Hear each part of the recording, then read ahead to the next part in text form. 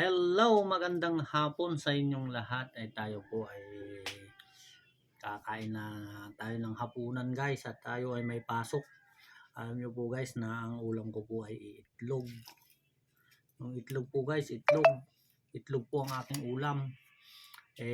Sa simpleng buhay, kailangan tayo ay maging praktikal. Kung ano po yung nandiyan ay ating pagsasaluan guys, kaya huwag po tayong mamimili kung ano yung nandyan at tayo po ay magpasalamat at tayo ay nakakakain ng kahit papano.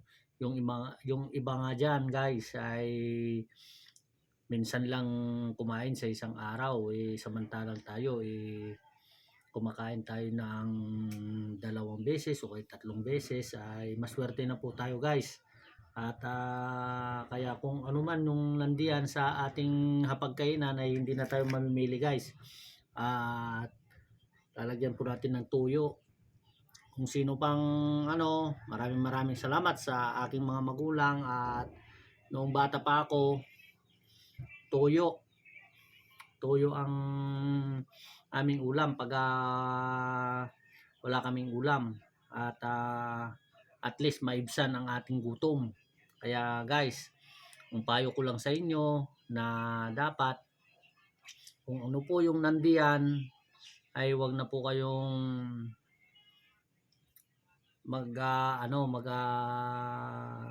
inarte pa. Ganun ba? Kung maaari, magpasalamat tayo sa Diyos at magpasalamat tayo sa biyayang araw-araw na binibigay sa atin. Sa akin itlog nga ang aking ulam. Ako'y nagpapasalamat sa Panginoon at at least meron tayong pagkain ngayong araw na ito. At tara na, samahan nyo ako guys at tayo ay kakain na po tayo ng hapunan. Kain tayo ng hapunan guys. Ayan.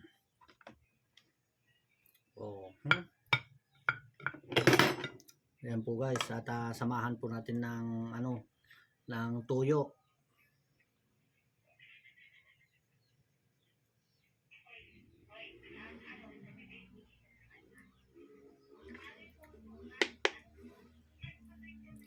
And guys, kakain na po tayo guys, kain tayo. At sana may natutunan kayo sa aking payo na kung ano po yung nandiyan sa hapagkainan ay tayo po ay magpasalamat.